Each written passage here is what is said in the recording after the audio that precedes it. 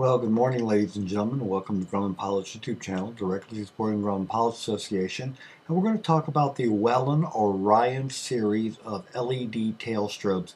It's quite a nice strobe. It mounts in very easily, either vertically or horizontally with the two screws. And three electrical connections. You've got a ground, you've got a power, and you've got a yellow wire, which is for the strobe to go off, which you usually take off the rotating beacon. Here it is mounted from the other side. And as you can see, it's a pretty clean installation. Here it is all assembled back on the aircraft.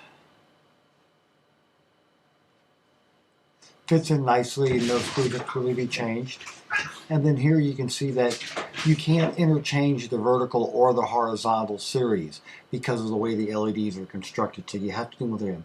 So now that we have it all installed, we're going to first check it on the bench, and then we're going to go ahead and put it on the rear of the aircraft. So it's not a hard installation. It is retinal blinding. We hope you found this information informative and useful. Thanks for watching, and have a good evening flying with Grumman.